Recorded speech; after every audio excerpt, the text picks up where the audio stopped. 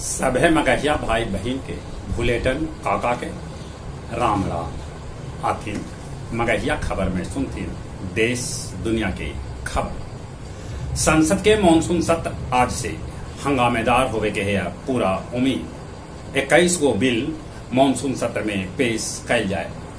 बिहार के मुख्यमंत्री नीतीश कुमार कल का राजगीर मलमास मेला के उद्घाटन।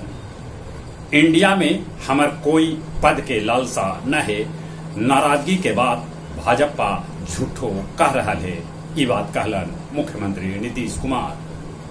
टाटा समूह इंग्लैंड में 42.5 हजार करोड़ के निवेश करत। सेंटेक्स पहल बेर 67,000 के पार कर गया। पूर्व एमएलसी आजाद गांधी के 5.5 बच्चर के कोर्ट दिलक सजाए। पुणे के एगो किसान ईश्वर गायकर टमाटर से कमौलन 3 करोड़ रुपया।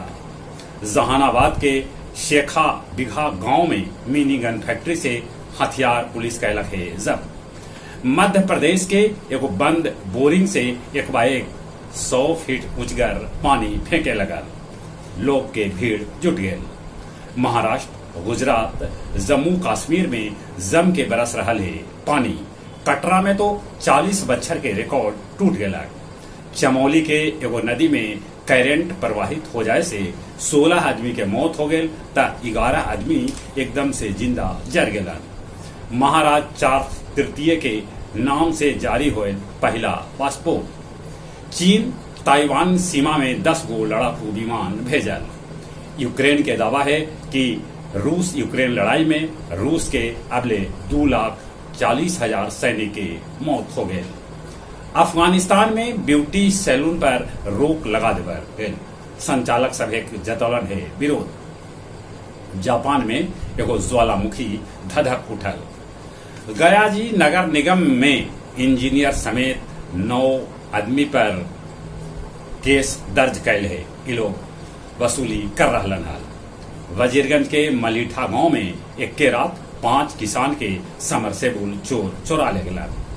वार्ड पार्षद मोहन श्रीवास्तव समेत 3 सदस्य सशक्त अस्थायी समिति के पद के लेलन शपथ। मुहर्रम जुलूस में गयाजी में डीजे पर रहत रोक। अब कुछ खेल के समाचार। वेस्ट इंडीज के साथ भारत के आज दोसर का टेस्ट मैच क्लीन स्वीप पर रहत भारत की नजर। महिला विश्व कप फुटबॉल आज से एक में 32 टीम भाग लेता है। बांग्लादेश भारत से दोसर का एक दिवसीय मैच हार गए। पहल का बांग्लादेश भारत के हरा दिलक है। कोरिया ओपन में सिंधु और श्रीकांत हारलन, बाकी राजावत जीत के आगे बढ़ गया। चलिए एक बार फिर से अपने सभी के बुलेटिन काका के राम राम।